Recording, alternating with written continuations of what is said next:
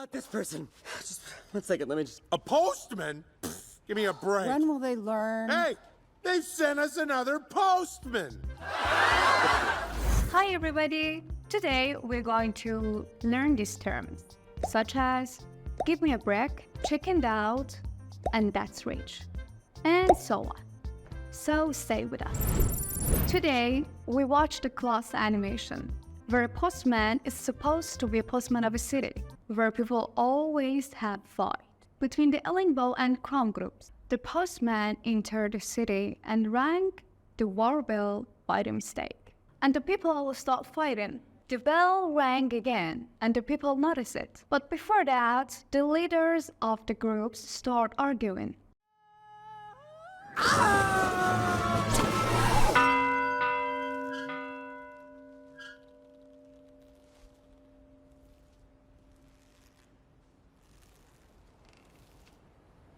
What's going on out here? Why is everybody just standing around? At the first step, the leader of the Illingbo said, "What's going on?" means what has happened or is currently happening.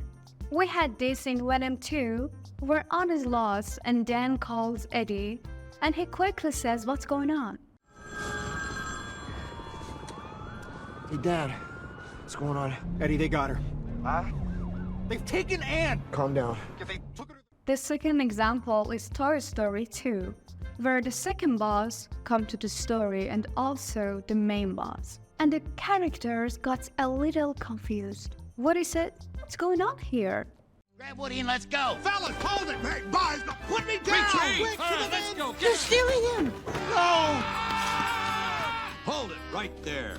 Buzz? You again. Woody, thank goodness you're all right. Buzz, what is going on? Hold on. Oh, I am Buzz Lightyear, and I'm in charge of this detachment. No, I'm Buzz Lightyear. I am Buzz Lightyear. I'm Buzz Lightyear. so who's the real Buzz? I am.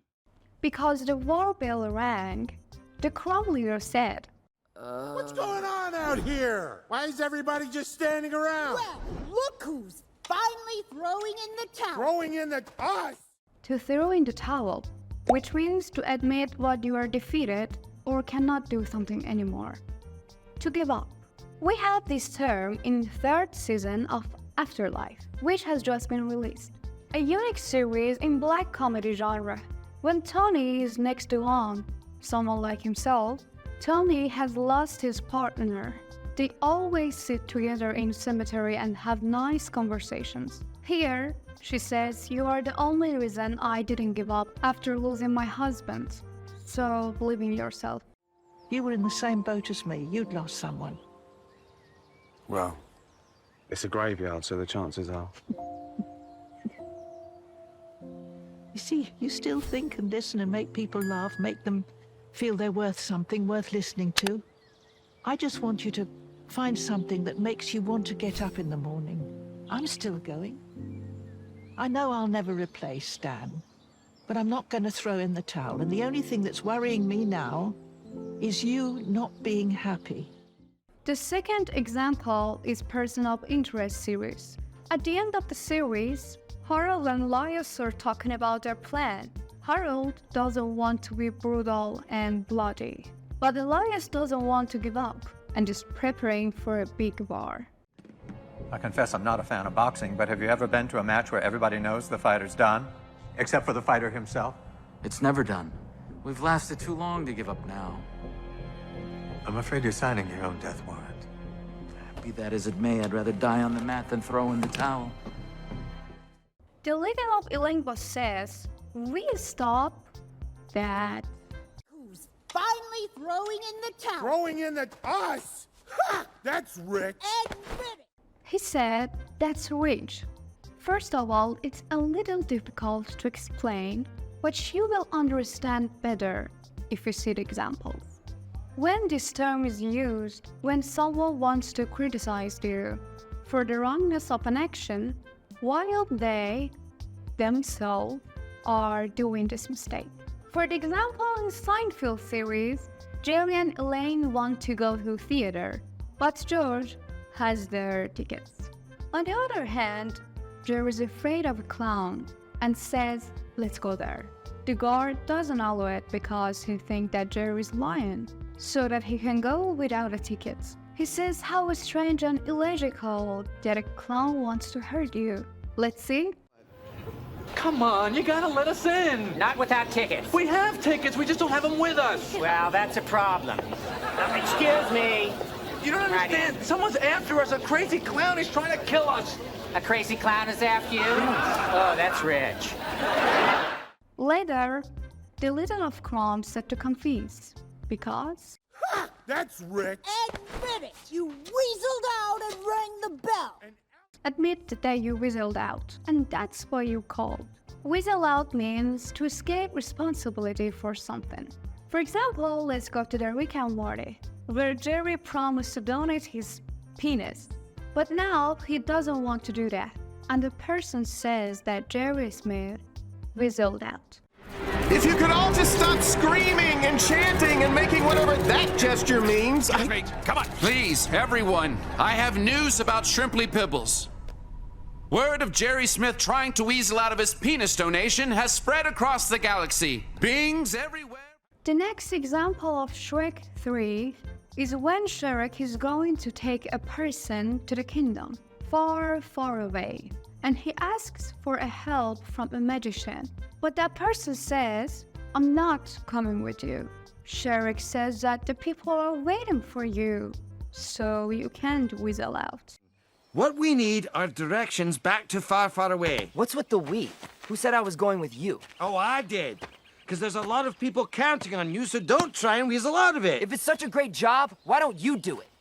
In the continuation, we have the fight of the leaders. Of course, I must say that their voice may be little raised and lowered a little, but don't worry. We will say all the points that the leader of Crom said. You dare raise your voice at me! You rang that bell! There you go! Don't you dare to raise your voice. Don't you dare means to tell someone angrily not to do something. Well, for the next example, let's go to Breaking Bad, where Walt and Jesse hold Crazy 8 in the basement. They don't know what to do with him. Jesse says, "Do something.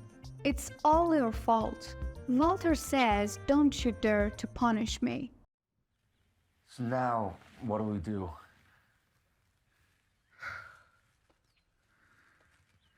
You keep asking me that like you think I have some answer. Well, you gotta do something. We have got to do something, and I am open to suggestions. Man, okay, this whole thing was your deal. Don't you dare put that on me! You! The next example is Brave animation, where Merida didn't want to get married. That's why she participates in shooting competitions. Her mother gets angry and says, "Don't you dare to shoot." Merida, stop this! Don't you dare loose another arrow! In the continuation of the fight, we will see what the leader of Illingworth says. Oh, there you rang that bell! There you go! You rang that... You chicken out! And now you want to pin it on up. He said chicken out means to decide to not to do something because they are afraid. For the example, let's go to How I Met Your Mother. It's the first episode. Ted is going to introduce himself to Robin. Marshall says, "You kissed her." He says, "No. The first kiss must be great." And Lily mockingly says, "You chickened out like a bitch." Ted said, "No." So? Did you kiss her? No, the moment wasn't right. Look, this woman could actually be my future wife. I want our first kiss to be amazing. Oh, Ted, that is so sweet. So you chickened out like a little bitch. What? I did not chicken out. You know what? I don't need to take first kiss advice from some pirate who hasn't been single since the first week of college. The next movie, Gulliver's Travels, where Gulliver wanted to ask a woman on a date. He was afraid, so he didn't do it. Now his friend is asking him, "Did you do it?" And he understands by his reaction that he didn't do it. He says, "You chickened out, aren't you?" You keep on So? Yeah? Yeah. You chickened out, didn't you? I wasn't. I just, I didn't chicken out. You were being respectful of our workspace. Exactly. Dude, speaking of which, after work, do you want to go for a couple of brews and shoot some poos? Don't forget to subscribe and like this video. We upload our lessons every week. Here, the littles finally noticed the postman. Because these two groups are always fighting, so they never send each other letters. So they see that sending a postman again. Huh. What have you got there, children? Pumpkin, show Daddy what you found.